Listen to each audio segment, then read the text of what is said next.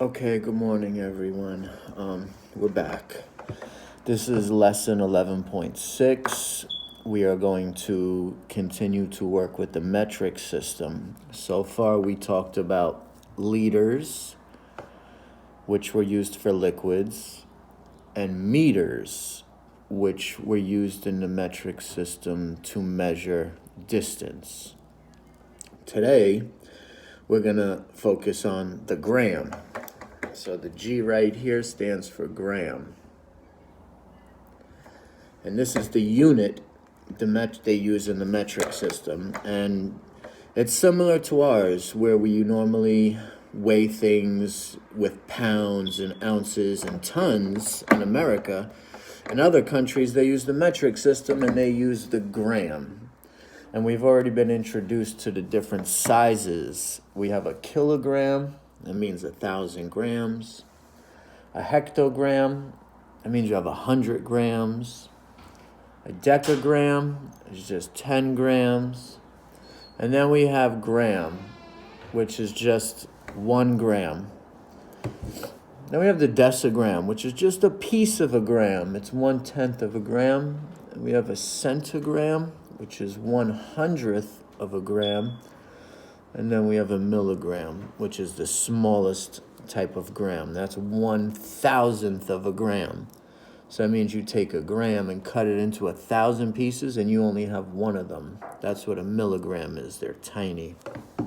Kilograms are very big. So today we're going to continue to convert units. Whenever we see two different units in a word problem, we always want to make them the same unit. For example, if a problem asked you about days and weeks, you would want to turn them both into days. For example, a problem like this. We have grams and kilograms. Well, we want to change one of them into the other so that they're both the same exact unit, and then we can compare. So let's look over here. If you remember, the first thing we're going to do when we convert is go into each one of these and put on our decimal point. So in 15,000, the decimal point would be right here. In 65 milligrams, the decimal point would be right here.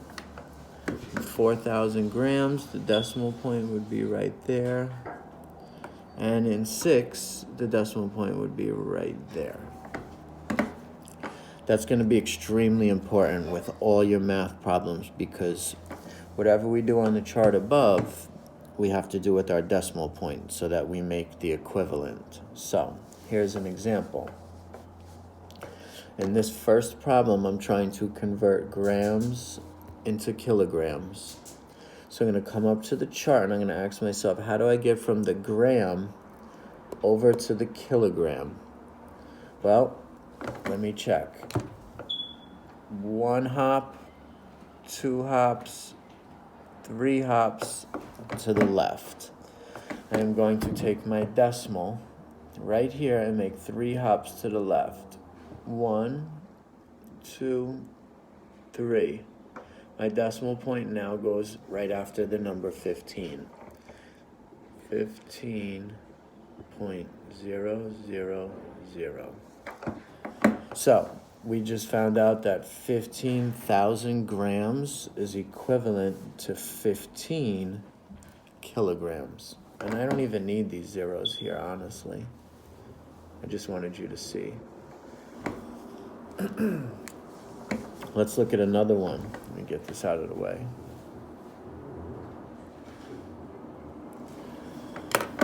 The next problem, I have 65 milligrams, and I'm trying to convert it into grams. So I'm going to look up at the chart and first find milligrams. Okay, milligrams are right over here.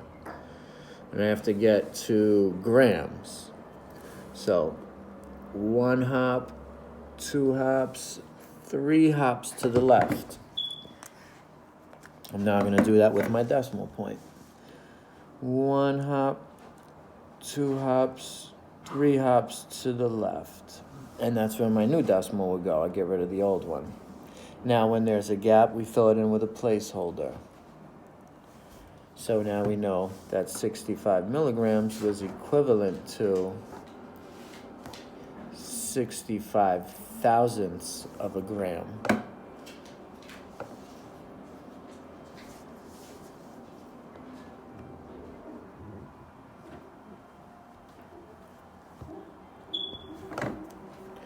Okay, over here, we are comparing two different units.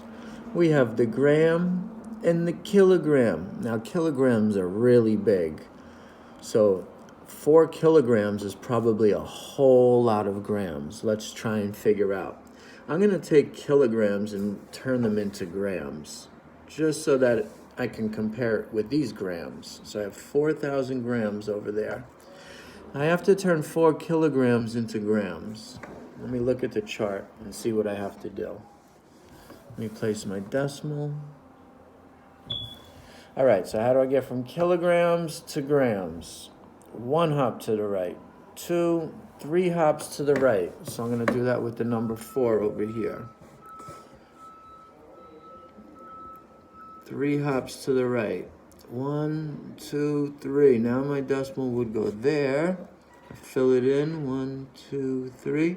Oh, it's the same exact thing. 4,000 grams. 4 kilograms is the same exact thing as 4,000 grams. Well, over here I have 4,000 grams.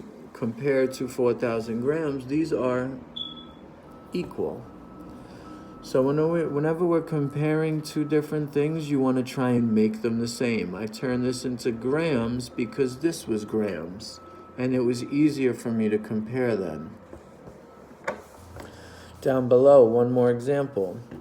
We're turning kilograms into grams. 1 hop, 2 hops, 3 hops to the right. Take the number 6, place the decimal, 3 hops to the right. 1, 2, 3 hops to the right. That's my new decimal placement.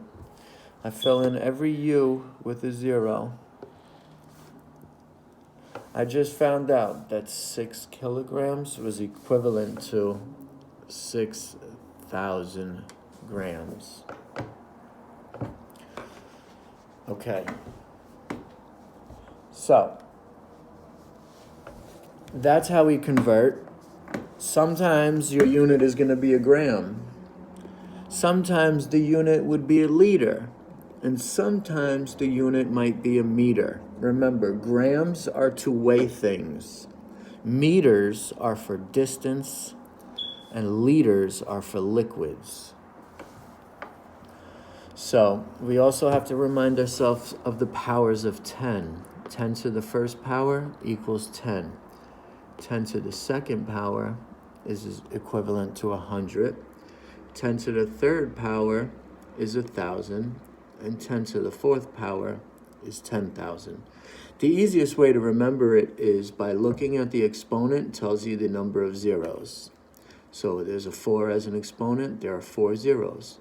2 as an exponent, 2 zeros, and so on. So hopefully you find this helpful. When you complete 11.6, if you have any questions, you can just text me or call me on Google Hangouts. So hopefully you find this helpful, and if you need to watch it once or twice, that's fine, but do your best, and I will see you with our next lesson. Goodbye.